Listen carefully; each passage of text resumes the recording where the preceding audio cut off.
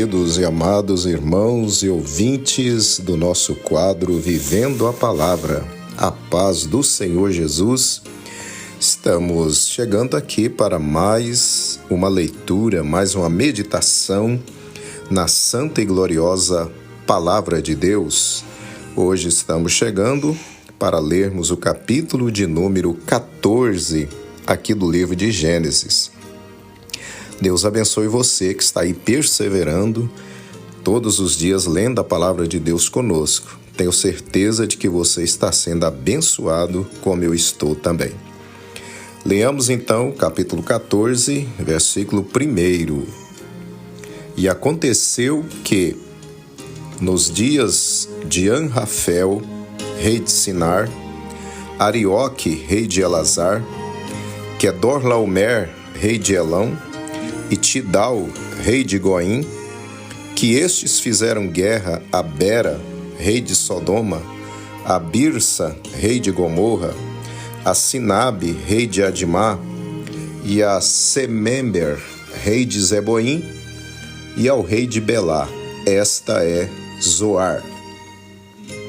Versículo 3. Todos estes se ajuntaram no vale de Sidim, que é o mar salgado. Verso 4. 12 anos haviam servido a Quedorlaomer, mas ao 13º ano rebelaram-se. Verso 5.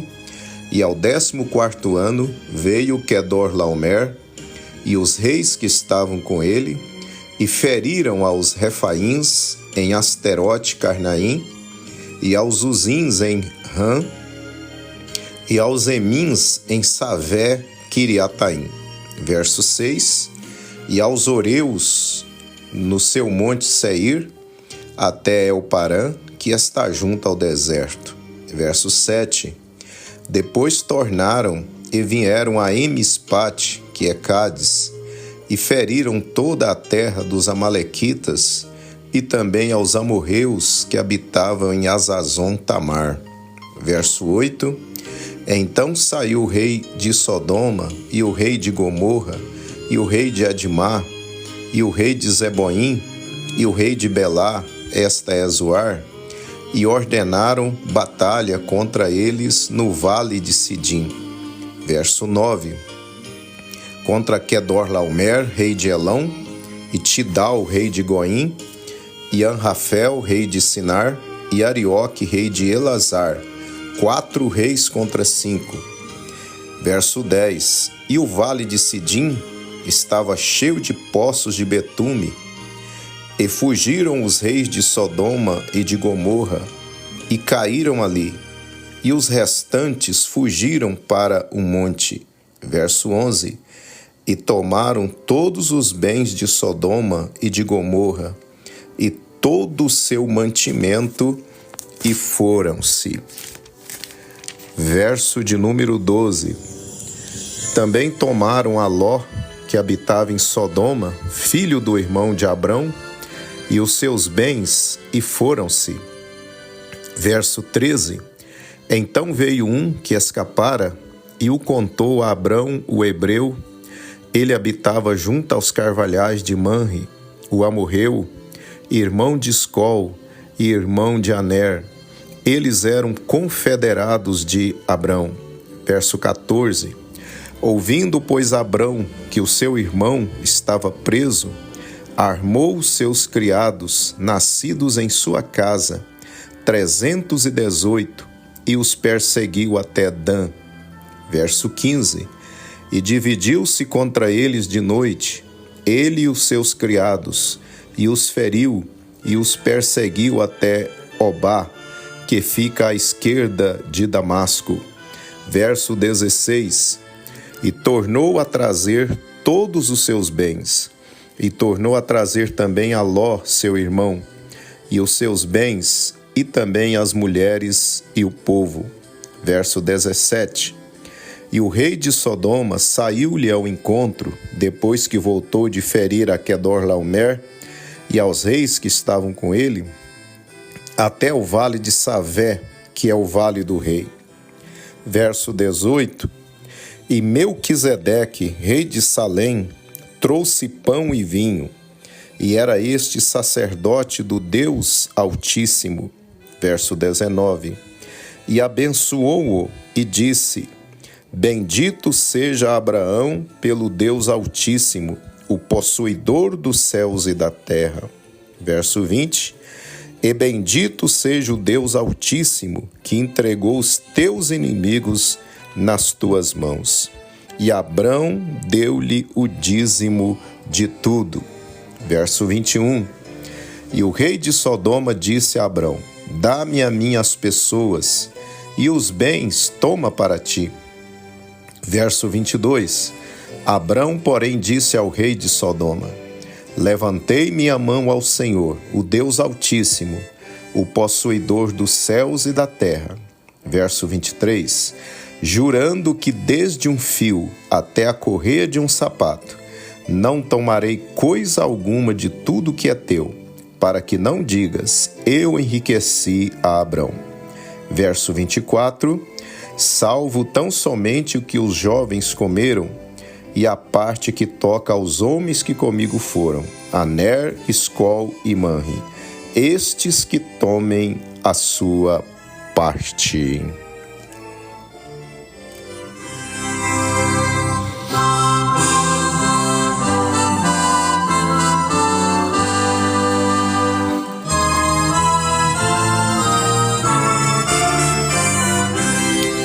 Muito bem, meus amados irmãos, terminamos aí a leitura do capítulo 14 aqui do livro de Gênesis. E agora queremos reler com você os versículos 18 ao 20 para uma meditação para o nosso enlevo espiritual. Verso 18. E Melquisedeque, rei de Salém, trouxe pão e vinho, e era este sacerdote do Deus Altíssimo. E abençoou-o e disse: Bendito seja Abrão pelo Deus Altíssimo, o possuidor dos céus e da terra. E bendito seja o Deus Altíssimo, que entregou os teus inimigos nas tuas mãos. E Abrão deu-lhe o dízimo de tudo.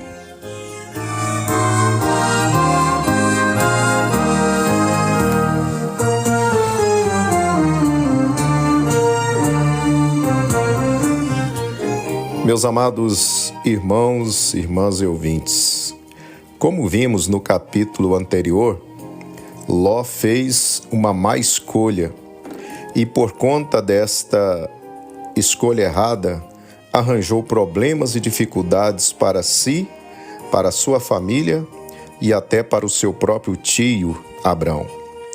Por ter ido habitar junto a Sodoma e Gomorra, foi levado preso com sua família e tudo que tinha pelos exércitos liderados por Quedorlaomer, quando este então faz guerra contra Sodoma e suas cidades confederadas. No papel de tio, Abrão se viu na obrigação de fazer algo para libertar o seu parente e família. Abrão, que vivia por fé, arrisca a sua própria vida, arregimenta ali um pequeno exército e vai no encalço dos exércitos de Quedorlaomer a fim de socorrer o seu sobrinho e libertá-lo juntamente com a família dele. Vemos que Deus dá uma grande vitória para Abrão e ele liberta não apenas Ló e a família deste e seus bens, mas também os demais reféns e riquezas, bens que tinham sido levados pelo exército de Quedorlaomer. Amados irmãos, ao retornar da guerra vitorioso, saiu ao encontro de Abrão um ser misterioso, chamado de Melquisedeque. Este era sacerdote e rei de Salém. Salém era o antigo nome da cidade de Jerusalém. Melquisedeque abençoa Abrão e lembra a Abraão que a vitória que ele acabou de ter sobre o grande exército de Quedorlaomer fora dada por Deus, o Deus Altíssimo. Abrão, então, sendo lembrado dessa verdade, ele entrega ao sacerdote o dízimo de tudo, de toda a sua riqueza. Meus amados e queridos irmãos, Abrão nos ensina aqui duas lições sobre modo importante sobre o ato de dizimar, ou de entregar o dízimo do Senhor. Primeiro, que entregar o dízimo é um ato de gratidão, lembrando-se de todos os livramentos e bênçãos espirituais e materiais que o Senhor nos concede todos os dias. Observe que, ao ouvir do sacerdote de Deus que aquela grande vitória era o Deus Altíssimo que lhe tinha dado, a atitude de Abraão foi entregar o dízimo ao sacerdote, porque o seu coração foi convencido de que, se não fora Deus, ele e aquele pequenino exército estavam todos mortos. Então foi movido por gratidão que Abraão entrega a Melquisedeque o dízimo de tudo que ele tinha. A outra lição que aprendemos é que devemos entregar o dízimo de tudo. Assim Abraão fez. Muitos crentes dão o dízimo apenas de parte de seus lucros e não de tudo o que ganham, pois acham o valor alto, temem que possa lhes fazer falta. Não possuem a fé para serem fiéis integralmente. Meus amados irmãos, entregar certo valor e dizer que é dízimo, não sendo na verdade o valor real, é mentir a Deus. A semelhança do que fizeram Ananias e Safira lá em Atos dos Apóstolos. E para aqueles que dizem, amados irmãos, que o dízimo foi só para o período do Antigo Testamento, eu quero lembrar-lhes que, conforme Hebreus capítulo 7, Melquisedeque, que recebeu os dízimos de Abrão, era uma figura ou tipo do Senhor Jesus Cristo. Mas, meus queridos, quando a pessoa é avarenta, não adianta argumentos bíblicos em favor do ato de dizimar. Essa pessoa, com certeza, sempre arranjará argumentos falsos, subterfúgios para não entregar o seu dízimo. Abrão era liberto da avareza. Logo na sequência aqui da história, os reis de Sodoma propuseram a Abrão que ele ficasse com todas as riquezas que ele libertou na guerra, devolvendo a eles apenas as pessoas que tinham sido levadas presas. Abrão, sem titubear, ele disse com veemência, não. Ele não queria nem um par de sandálias que fosse daqueles reis. Se o patriarca fosse avarento, ele não pensaria duas vezes, teria pego tudo. Afinal de contas, fora ele e seu pequeno exército que havia reconquistado todos aqueles bens que haviam sido levados por Quedorlaomer e seus exércitos. Meus queridos e amados irmãos, sejamos livres da avareza. A avareza é idolatria, conforme Efésios 5, versículo 5. E o avarento não entrará no céu, segundo o mesmo texto que acabamos de citar.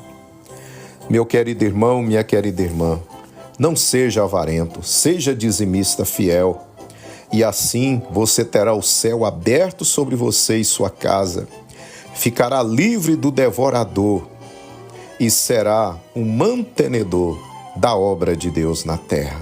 Que privilégio, que alegria! Que Deus abençoe a sua vida. Medite nessa palavra. Se você ainda não é um dizimista fiel, com certeza hoje Deus está te cutucando, Deus está falando com você, não só porque a obra de Deus precisa, mas sobretudo porque Deus quer te abençoar mais em todas as áreas da sua vida, inclusive na sua vida financeira. Coloque fé no seu coração. E o profeta Malaquias, usado por Deus, ele diz que você pode fazer prova com Deus se Deus não abrir os céus e não derramar sobre você uma bênção, que dela venha a maior abastança. Medite nisso, que Deus abençoe a sua vida. Amém.